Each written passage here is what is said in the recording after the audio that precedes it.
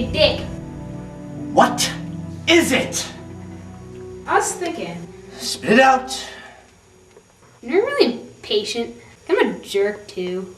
I'm guessing you had a messed up childhood. Childhood? You want to know about my childhood? Not really.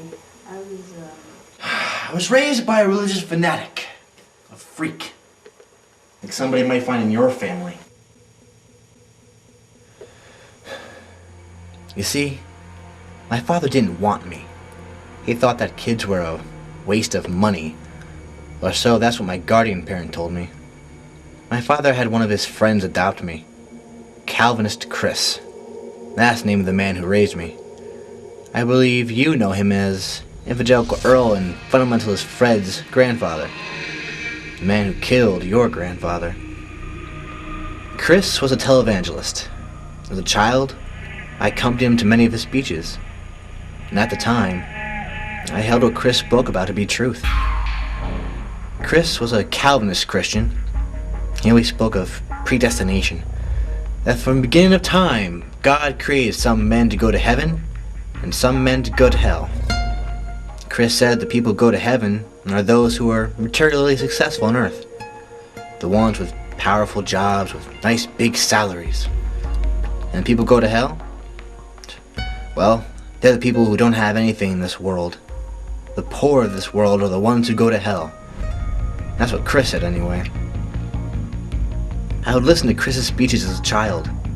And believe it or not, I was a very faithful little Calvinist Christian. I desired to go to heaven. In order to make sure that I got there, I worked as hard as I could, and made as much money as possible, even if it meant extorting the poor. Hell, they're just lazy, good-for-nothing sinners, right? They're going to hell anyway. That's what Chris would have said.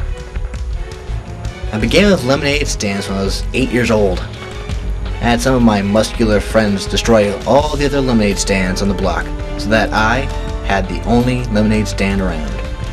Even as a kid, I made sure that nothing got in the way of me and my money. Or at the time, the way of my salvation. I always thirsted for competition, and I had a desire to be as successful as I could possibly be. I wanted to earn my way into heaven, make sure that's where I was going. And I desired the approval of my foster father, Calvinist Chris. He didn't seem to pay attention to me, and I thought I could gain a relationship with him if I followed his teachings. But after many years of pursuing salvation through money-making, Chris still didn't want to have much to do with me. And it turned out that he was just a fraud who told his viewers what they wanted to hear so they'd give him money. Even the most religious person in my life turned out to be a fake. I lost sight of gaining salvation, and eventually, I just wanted to make as much money as I could.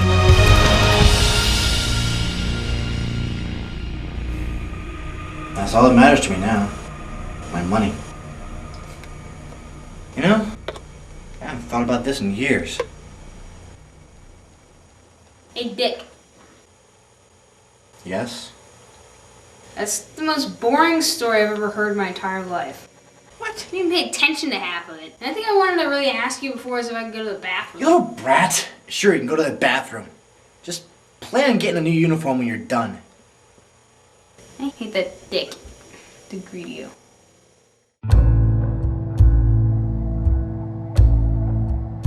Listen, Rebellion, you can stop your violent protests against DeGreedio. I'm going to his hideout this afternoon to take down his operation, and this mess will be over once and for all. And I don't... Wait a minute. Are you wearing the same clothes as yesterday? Yeah, well, so are you. I never understood superhero costumes. Did you ever wash those things? Come on, I don't have time to do laundry. I have to pray the rosary every day, and I... Look, how could you be so sure your plan's gonna work? It's going to work. And if it doesn't, then I'll just find some other way to stop him. The only way to really put an end to it is to blow everything sky high. Bella, I came up with a peaceful way to take DeGreedio down. Fighting violence with violence doesn't solve anything. It's an endless cycle. Nobody wins. The best solution to a problem is a peaceful one, and we have one now. So there's no need for the WDBYU to be involved. It's taken care of. Yes, it is taken care of. What? Come on. Look, what I came to tell you here tonight is this. DeGreedio's being stopped tonight. I'm making sure of it. The last thing this world needs is more violence, and that's all your group has to offer. You're only going to complicate things and take away lives that don't need to end. Leave it to me. Don't interfere. You're forgetting about one thing. What's that? What about DeGreedio? What about him? Don't you want to see him suffer? What? I'm sick of seeing the problems he creates in this world. He deserves to suffer. He deserves to die. No. Hasn't he brought trauma to your life? Hasn't he made your life a living hell? I know you hate him. Somewhere deep down, you hate him. You may be a holy man, but we're all still just a bunch of sinners. You're right. Of course I'm a sinner, just like everyone else. But we can't allow ourselves to give in to hate. That's what you say now. Wait till you see the man face to face. Once that moment comes, it will all change, and then you'll be glad about our bomb. What? Nothing. Look, Rebellia, stay out of the way.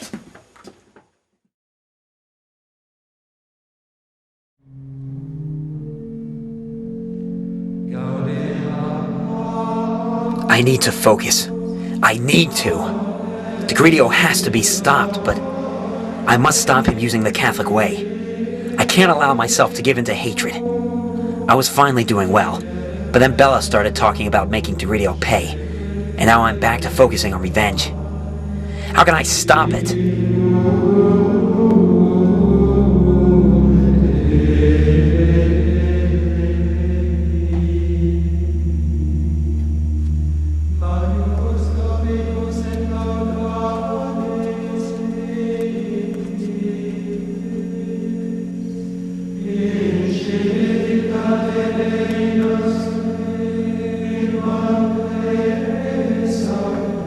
God help me.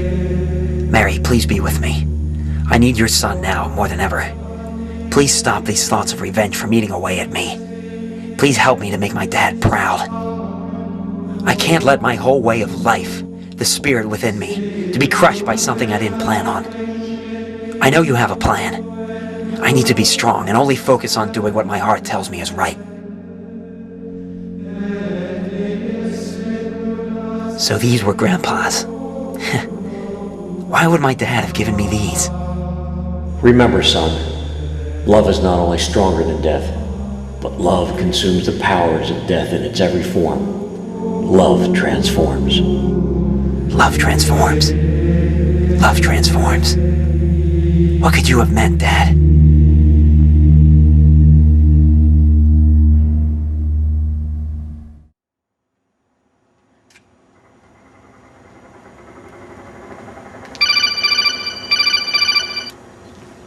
Hello? Tony, what's up? Matt, you're alive. Are you alright? Yeah, I'm alright. Well, tired and just sitting around, but I'm good. Where are you? I'm at Programmerman's house with DeGreedio. I'm all tied up with rope. Kinda sucks. Is DeGreedio going to hurt you? Well, he's kinda grouchy and he did try to shoot me last night, but nah, it doesn't seem like he wants to hurt me anymore. Probably just using you as bait. Matt, hang on. I'll be there soon. We just need to finish something quick before I can come get you. It's okay, take your time. It's missed school because of all this. How are you calling me? DeGreedio gave me his phone and left the room. I'm not sure why he wanted me to call you, but I am, so what's up? Well, it's good to hear you're okay. I was afraid I was going to have one less family member. Hey, Tony, your dad told me something last night before everything happened. What's that? It's about Grandpa.